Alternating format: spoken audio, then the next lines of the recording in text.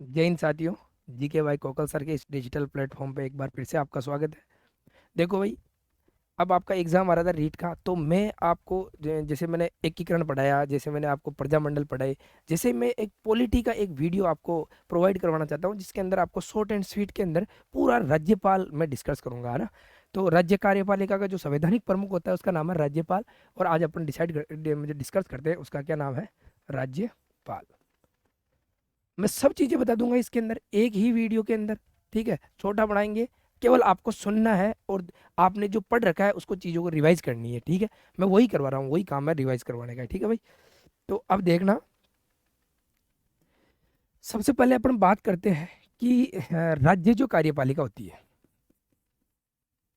राज्य कार्यपालिका, और इस राज्य कार्यपालिका के अंदर कितनी चीजें आती हैं सुनना। देखो बात, एक तो राज्यपाल खुद आता है, ठीक है, एक मुख्यमंत्री आता है। मुख्यमंत्री के साथ इसकी कौन जुड़ जाएगी, इसकी मंत्री परिषद जुड़ जाएगी। ठीक है, एक महाधिवक्ता आता है। क्या आता है, महाधिवक्ता।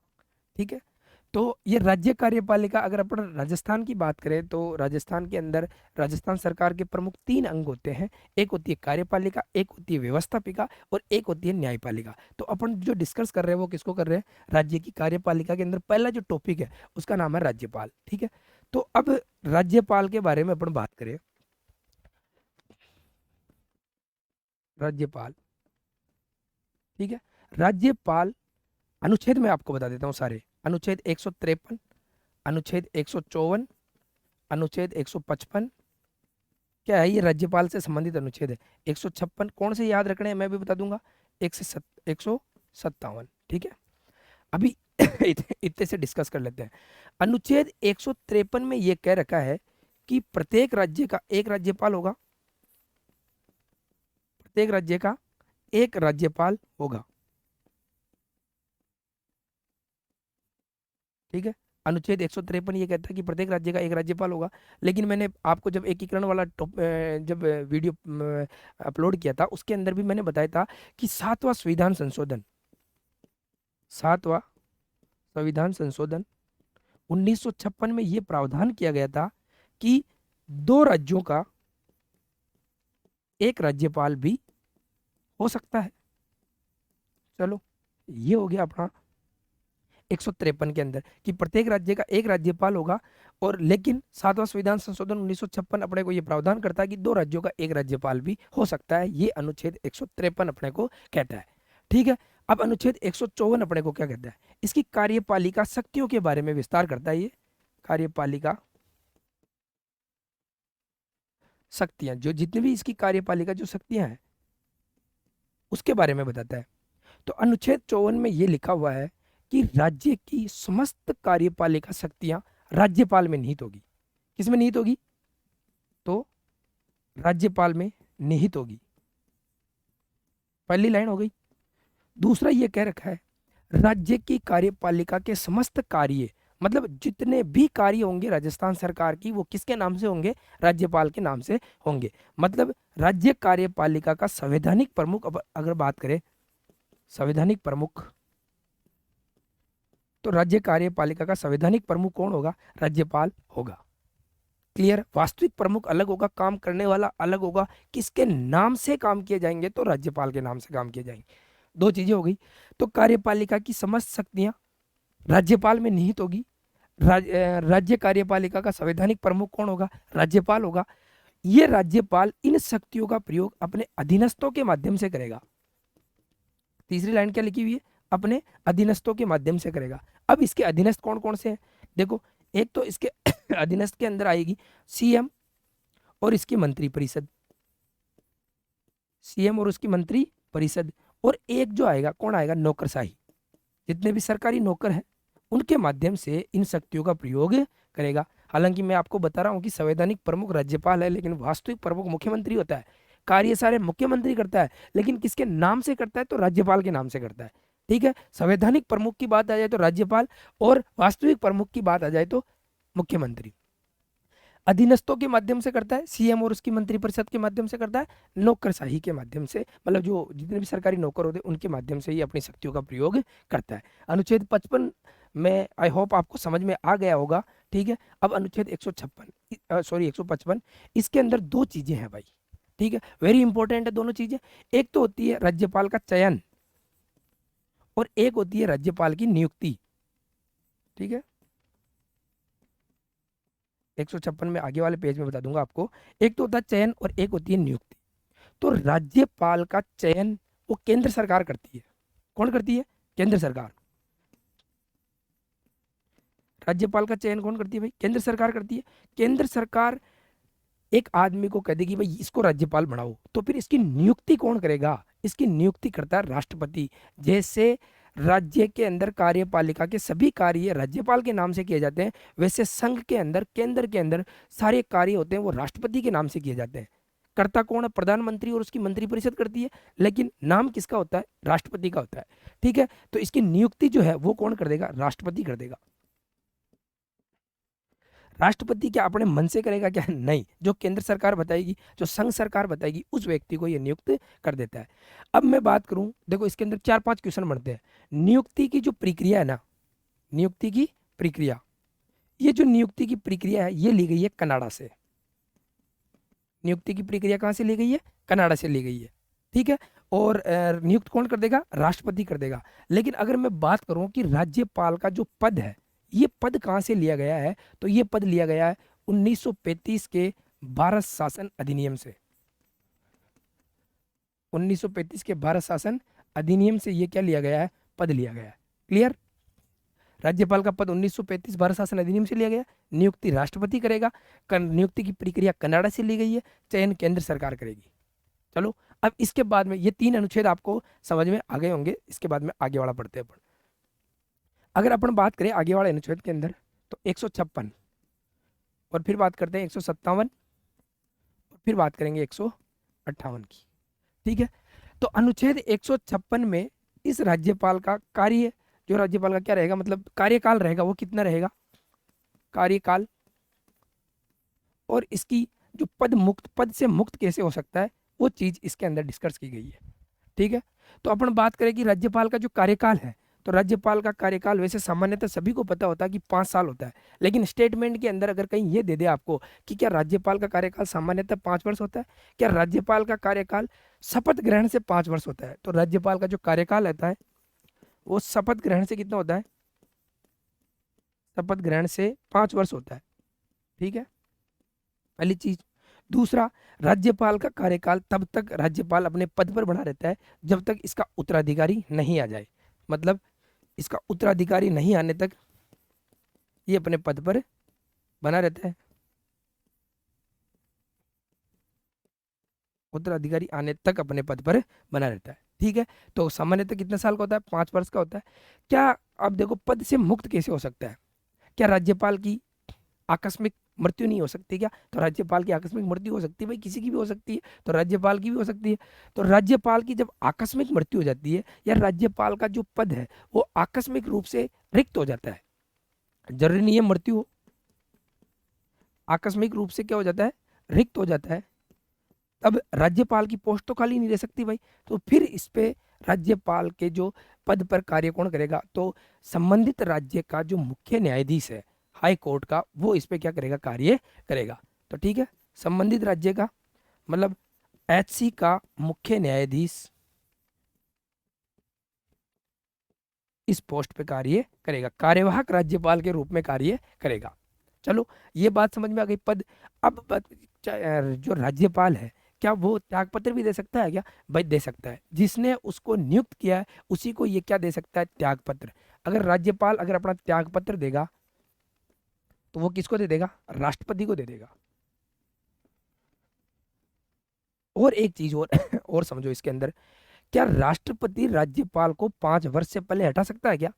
तो भाई राष्ट्रपति को ये पावर है कि वो 5 वर्ष उसका जब कार्यकाल नहीं हो उससे पहले राज्यपाल को हटा सकता है। क्या हटाने का कारण संविधान के अंदर लिखा हुआ है क्या? नहीं, राष्ट्रपति उसको बिना किसी कारण के अपने पद से हटा सकता है। मतलब ये है कि राज्यपाल राष्ट्रपति के प्रसाद पर्यंत अपने पद पर बना रह सकता है। ठीक है, तो ये कंडीशन तो किसकी होगी, कार्यकाल की, पद मुक्त की। एक और चीज, केंद्र सरकार अगर चाहे तो राज्यपाल का, जैसे मैं उदाहरण देता हूँ आपको, जैसे राजस्थान का कोई राज्यपाल है और राज्यपाल का राजस्थान के अंदर 3 वर्ष का कार्यकाल हो गया है, और उसको शेष कार्यालय के लिए किसी दूसरे राज्य के अंदर भी अपॉइंट कर सकती है, केंद्र सरकार कर सकती है, राष्ट्रपति कर सकता है। ठीक है, तो ये सारी बातें किसकी है, अनुच्छेद 156 की है। 156 में कार्यकाल है और पद से मुक्त कैसे हो सकता है, वो सारी बातें हैं। ठीक है, अब है अनुच्छेद 157, और इसके अंदर है इसके पद की योग्यता, क्या क्या योग्यता होनी चाहिए इसके पद की। ठीक है, तो ये सब तो आपको नॉर्मली योग्यता जो सब में होती है कि भाई भारत का नागरिक होना चाहिए, दिवालिया नहीं होना चाहिए, पागल नहीं होना चाहिए, ये सारी नागरिकता सब जानते हो आप। ठीक है, लेकिन सबसे इंपॉर्टेंट जो इसकी योग्यता है वो ये है कि वह आदमी जो राज्यपाल बन जा रहा है उसकी 35 वर्ष की आयु हो चुकी हो, 35 वर्ष आयु पूर्ण कर चुका हो।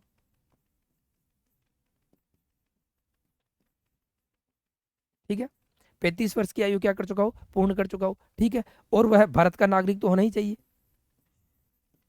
कहाँ का नागरिक होना चाहिए, भारत का नागरिक। संविधान के अंदर तो ये दो ही क्या है, योग्यता दे रखी है। ठीक है, भारत का नागरिक होना चाहिए और 35 वर्ष की आयु पूरी कर चुका हो। लेकिन इसकी कुछ अन्य और भी योग्यताएं हैं, जैसे मैं बताऊं आपको। जैसे राजस्थान की बात करें तो राजस्थान का जो राज्यपाल है, राजस्थान का राज्यपाल केंद्र सरकार बनाएगी तो राजस्थान के कम से कम, राजस्थान के व्यक्ति को अवॉइड करेगी वो, क्योंकि वो फालतू की राजनीति के अंदर नहीं फंसे। इस वजह से कहते हैं कि संबंधित राज्य का नहीं होना चाहिए,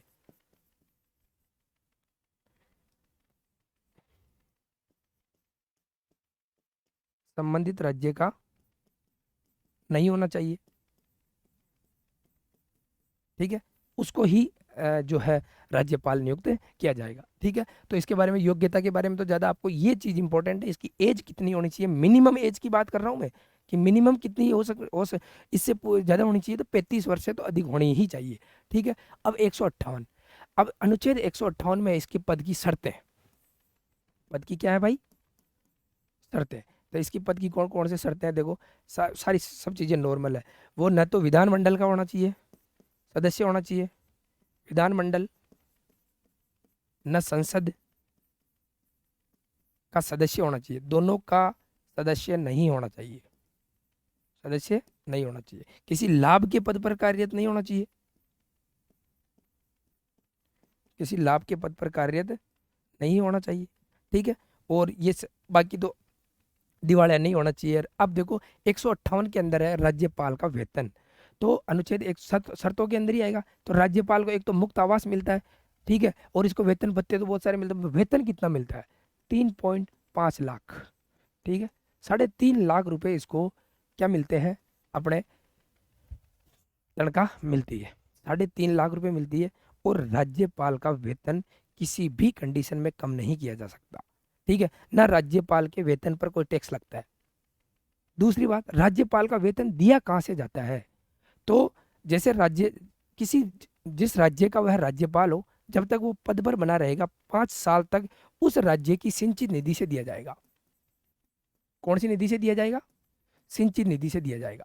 लेकिन अगर वह, जैसे वह 5 साल के बाद हट जाएगा, तो फिर उसको जो पेंशन है वो कहाँ से दी जाएगी, तो उसको पेंशन है वो भारत की सिंचित निधि से दी जाएगी। ठीक है भाई, तो ये थोड़ा सा ध्यान रखना आपको कि भारत की सिंचित निधि जो है उससे तो क्या दी जाएगी, सिंचित निधि से तो पेंशन दी जाएगी, पेंशन दी जाएगी। ठीक है, और राज्य की सिंचित निधि से क्या दी जाएगी, उसको तनख्वाह दी जाएगी जब तक वो राज्यपाल के पद पर कार्यरत है। लेकिन मैंने जब आपको बताया कि 7वां संविधान संशोधन 1956 ये कहता है कि एक राज्यपाल 2 राज्यों का राज्यपाल भी हो सकता है, एक राज्यपाल 2 राज्यों का राज्यपाल भी हो सकता है। जब वह दो राज्यों का राज्यपाल होगा, तब उसके वेतन और भत्तों का डिसाइड कौन करेगा, तो जब उसकी नियुक्ति कौन करता है, राष्ट्रपति करता है। तो उसके वेतन और भत्तों का, जब 2 राज्यों का राज्यपाल होगा तो उसके वेतन भत्ते भी कौन डिसाइड कर देगा, राष्ट्रपति डिसाइड कर देगा।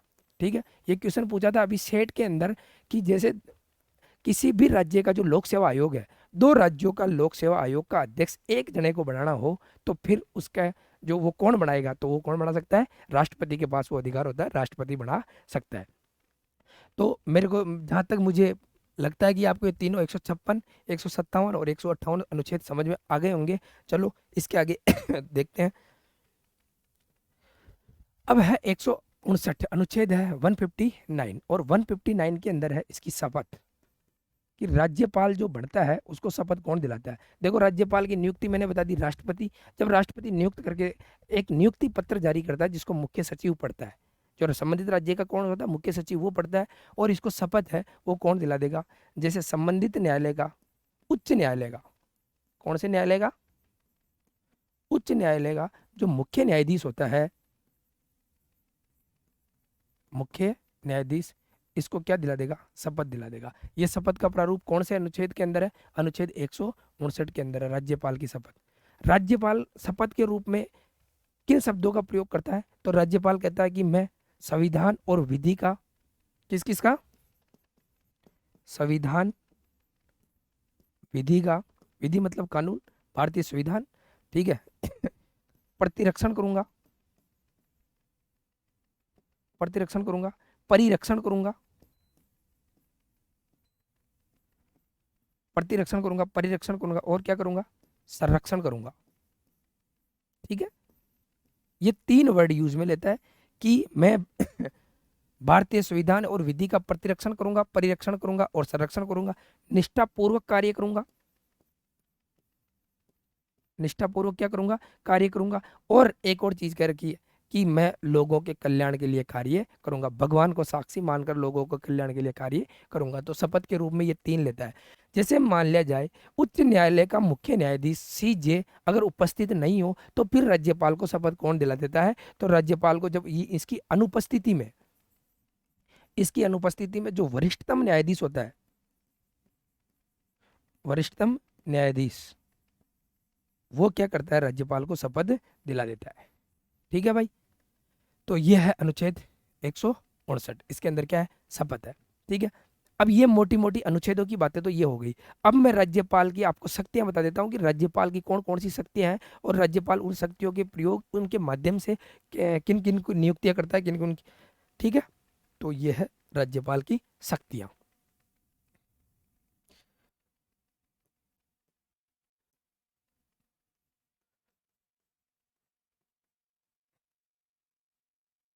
राज्यपाल की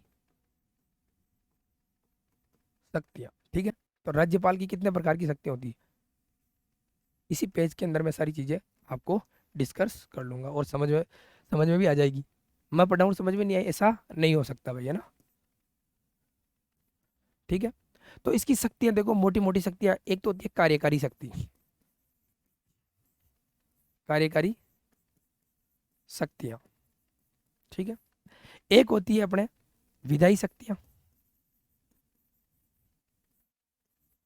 विधायी शक्तियां, ठीक है, एक होती है न्यायिक शक्तियां,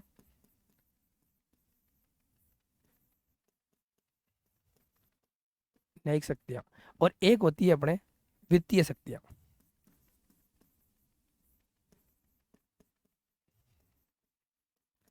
अब समझना भाई, मैं चारों को एक बार में समझा दूंगा, सारी चीजें यहीं क्लियर हो जाएगी। ठीक है, होता क्या, कार्यकारी मतलब जितने भी जो कार्य करने वाले हैं राजस्थान सरकार के अंदर, उन सब की नियुक्तियां कौन करता है, राज्यपाल करता है। मैंने पहले ही बताया कि सारे काम राज्यपाल के नाम से होंगे। चलो सुनो, देखो बात, अनुच्छेद 164 अपने को यह कहता है कि राज्यपाल एक तो सीएम की नियुक्ति करेगा, और सीएम के परामर्श से कौन बना देगा, इसकी मंत्रिपरिषद का निर्माण कर देगा। मंत्रिपरिषद का क्या कर देगा, निर्माण कर देगा। कार्यकारी शक्तियों में पहली चीज है कि अनुच्छेद 164 के अंदर यह कह रखा है कि सीएम की नियुक्ति करेगा। नियुक्ति राज्यपाल अपने मन से नहीं कर सकता, जब कोई जब किसी भी दल को बहुमत प्राप्त नहीं होता तब वो अपना स्वयं विवेक की शक्ति का प्रयोग करता है। लेकिन जिस दल को बहुमत मिला है तो राज्यपाल उसी बहुमत दल के नेता को ही क्या बनाएगा, मुख्यमंत्री नियुक्त कर देगा, और मुख्यमंत्री की परामर्श से उसकी क्या बना देगा, मंत्रिपरिषद बना देगा। ठीक है, पहली चीज, इंपॉर्टेंट चीजें बता रहा हूं। 165 अनुच्छेद के तहत राज्यपाल महाधिवक्ता की नियुक्ति करता है। 165 के तहत किसकी नियुक्ति करता है, महाधिवक्ता की नियुक्ति करता है। ठीक है, जो राजस्थान सरकार का सबसे बड़ा वकील होता है, कानून का सबसे बड़ा जानकार, जिसे महाधिवक्ता का नाम दिया गया है, उसकी नियुक्ति भी कौन करता है? राज्यपाल करता है। अनुच्छेद 166 के तहत 166 आर्टिकल अपने को ये कहता है कि जैसे मुख्यमंत्री की नियुक्ति करने के बाद, मंत्री परिषद का निर्माण कराने के बाद, सभी मंत्रियों को प्रमुख विभाग जो होते हैं उनका मंत्री तो बनाना पड़ेगा भाई, कैबिनेट तो बनाना पड़ेगा, तो उन विभागों का बंटवारा करवाता है, विभागों का बंटवारा करवाता है। ठीक है, विभागों का क्या करवाता है? बंटवारा करवाता है, अनुच्छेद 167 के तहत। एक और है जो मैं बता देता हूं आपको, अनुच्छेद 167, और इसके अंदर ये कह रखा है कि मुख्यमंत्री का यह दायित्व होगा कि राज्यपाल अगर प्रशासनिक कार्यों की कोई रिपोर्ट मांगे तो वो किसको प्रोवाइड करवाएगा? राज्यपाल को प्रोवाइड करवाएगा। तो अनुच्छेद 167 क्या कहता है कि प्रशासनिक जो कार्य है, प्रशासनिक कार्य, उनकी रिपोर्ट किसको देगा? राज्यपाल को देगा। कौन देगा? सीएम। इसका ये दायित्व है। ठीक है, और एक और अनुच्छेद इसके अंदर वेरी इंपॉर्टेंट है जो मैं आपको यही बताने की कोशिश करूंगा, और यही, ठीक है। तो इसमें क्या है कि अनुच्छेद 315 यहां बता देता हूं, ठीक है। अनुच्छेद 315 के तहत आरपीएससी जो है, Rajasthan public service commission, Rajasthan लोक सेवा आयोग, इसके अध्यक्ष और सदस्यों की नियुक्ति भी कौन करता है? राज्यपाल करता है। ठीक है, अध्यक्ष एवं इसके सदस्य कौन बनाता है?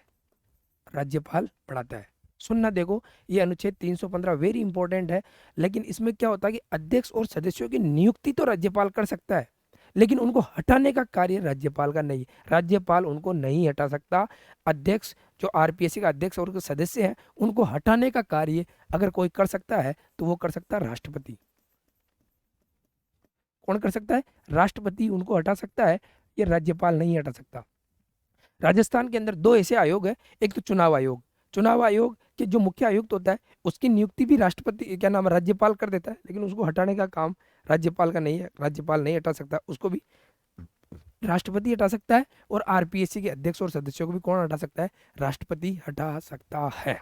चलो, इसके बाद में ये तो अनुच्छेद वाली बातें हुई।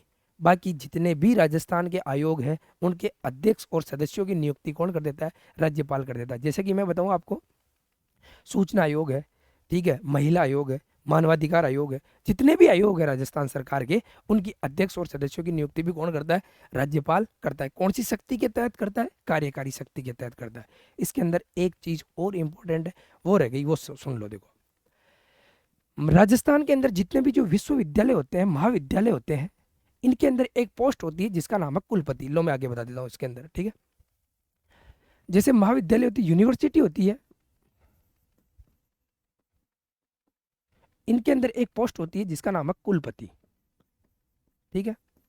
और एक एक होती है कुलाधिपति, कुलाधिपति, ठीक है। तो महाविद्यालय के देखो दो चीजें होती है, एक तो राज्य महाविद्यालय होती है, एक केंद्रीय महाविद्यालय होती है, जिसको आप सेंट्रल यूनिवर्सिटीज के नाम से जानते हैं, केंद्रीय महाविद्यालय, ठीक है, महाविद्यालय। तो केंद्रीय महाविद्यालय के अंदर भी दो पोस्ट होती है, एक तो होती है कुलपति, एक होती है कुलाधिपति। यहां कंफ्यूज मत हो जाना भाई। तो जो राज्य महाविद्यालय है, राजस्थान की जितनी भी यूनिवर्सिटीज है, उनके अंदर कुलपति की नियुक्ति जो है वो राज्यपाल करेगा, ठीक है। कुलपति की नियुक्ति कौन करेगा? राज्यपाल करेगा। लेकिन अपन बात करें कि ये कुलाधिपति पोस्ट होती है, ये किसके पास होती है? तो ये कुलाधिपति स्वयं राज्यपाल होता है। स्वयं क्या होता है? राज्यपाल। ये बात कर रहे हैं अपन राज्य महाविद्यालय की। राज्य महाविद्यालय की बात करें तो कुलपति की नियुक्ति कौन कर देता है? राज्यपाल कर देता है। लेकिन कुलाधिपति खुद स्वयं राज्यपाल होता है। अगर केंद्रीय महाविद्यालय की बात करें तो यहाँ केंद्रीय महाविद्यालयों के अंदर कुलपति की नियुक्ति राष्ट्रपति करता है। कौन करता है? राष्ट्रपति करता है नियुक्ति। लेकिन कुलाधिपति खुद राष्ट्रपति नहीं होकर, यहां पे थोड़ा सा डिफरेंस है, ध्यान रखना। कुलाधिपति कौन होता है? उपराष्ट्रपति होता है। कुलाधिपति कौन होता है? उपराष्ट्रपति। सभी जो केंद्रीय विद्यालय, सेंट्रल यूनिवर्सिटीज है, उनका जो क्या होता है? कुलाधिपति होता है, ठीक है, तो ये बातें हैं अपनी किसकी भाई, कार्यकारी शक्तियां की। ठीक है, थोड़ा सा ये टॉपिक से थोड़ा सा अलग चला गया था, कुलपति और कुलाधिपति। अब इसके बाद में बात करें अपन किसकी, ये विधायी शक्तियां। विधायी का मतलब होता है कानून, और कानून जो राज्य सूची के ऊपर कानून कौन बनाता है अपने, तो अपने विधानमंडल बनाता है। ठीक है, तो विधानमंडल से के बारे में बात करते हैं अपन, विधान मंडल। और विधानमंडल की अपन बात करें तो विधानमंडल के दो सदन होते हैं, एक का नाम है विधानसभा और एक का नाम है विधान परिषद। ठीक है, विधानसभा और विधान परिषद। अगर विधानमंडल के संदर्भ में राज्यपाल की शक्तियों के बारे में अपन बात करें तो ये विधायी शक्तियां कहलाएगी। ठीक है, और विधायी शक्तियों में देखो ये क्या क्या कर सकता है, ये सत्र को आहूत कर सकता है, सत्र का अवसान कर सकता है। ठीक है, अवसान कर सकता है। यहाँ पे अपने राज्य के अंदर विधानमंडल में संयुक्त बैठकों का प्रावधान नहीं है। ठीक है, किसी भी विधेयक को अनुमति दे सकता है, विधेयक को क्या दे सकता है, अनुमति दे सकता है। और ये अनुमति का जो प्रावधान है ये अनुच्छेद 200 के अंदर है। अनुच्छेद 200 के अंदर अगर अपन बात करें कि विधेयक को अनुमति दे देता है तो कानून बन जाता है, लेकिन ये राष्ट्रपति के विचाराधीन या राष्ट्रपति के लिए किसी भी विधेयक को जो संरक्षित रखता है राष्ट्रपति के लिए, तो वो कौन से अनुच्छेद के तहत रखता है, तो वो अनुच्छेद रखता है 201 के तहत। ठीक है, और ये विधान जो परिषद होता है इसके अंदर 1/6 सदस्यों की नियुक्ति भी करता है।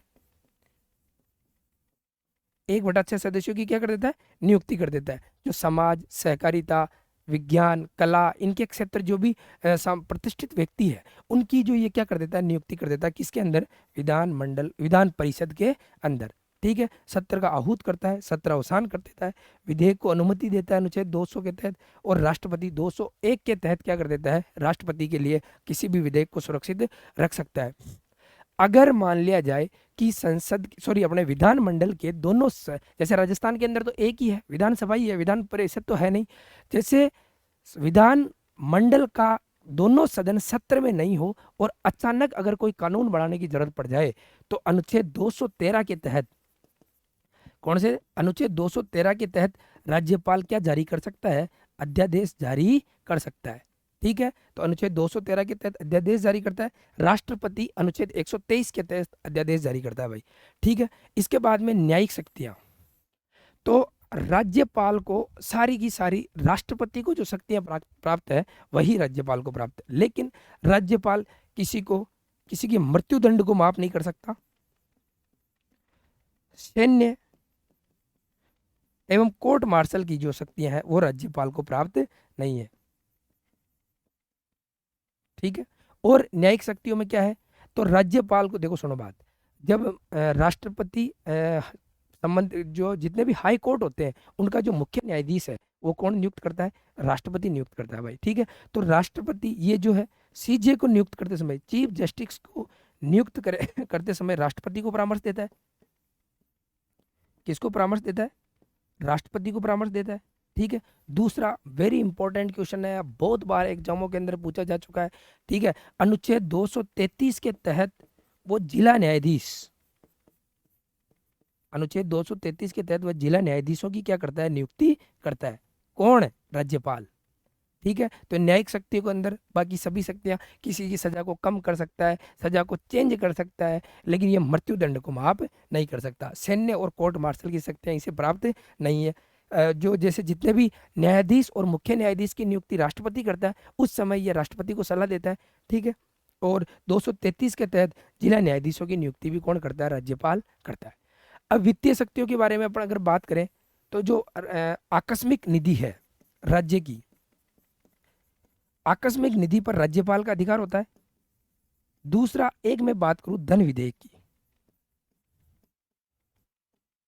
ठीक है, धन विधेयक, देखो कोई भी विधेयक धन विधेयक है या नहीं है, इसकी जो अपन को इसके बारे में जो बताता है वो तो विधानसभा का अध्यक्ष बताएगा, लेकिन धन विधेयक को राज्यपाल की पूर्व अनुमति से ही किसमें लाया जाता है, विधानमंडल के अंदर लाया जाता है। तो धन विधेयक जो होता है इसको राज्यपाल पूर्व अनुमति के लिए, मतलब इसको वापस नहीं लौटा सकता।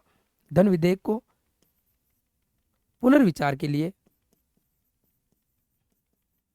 वापस नहीं लौटा सकता। क्यों नहीं लौटा सकता? क्योंकि यह राज्यपाल की पूर्वानुमति से ही किसमें लाया जाता है, ये विधानमंडल के अंदर लाया जाता है। तो भाई देखो, ये राज्यपाल की शक्ति है, ये मोटी मोटी सारी राज्यपाल की यही शक्ति है। ठीक है, तो इनको आप देख लेना, ढंग से सारी चीजें समझ में आ जाएगी। बाकी राज्यपाल कौन सा राज्यपाल कब था, उसका जो कार्यकाल है, ये अपन एक वीडियो और डाल लेंगे, उसके अंदर बना देंगे। तो जय हिंद, जय भारत।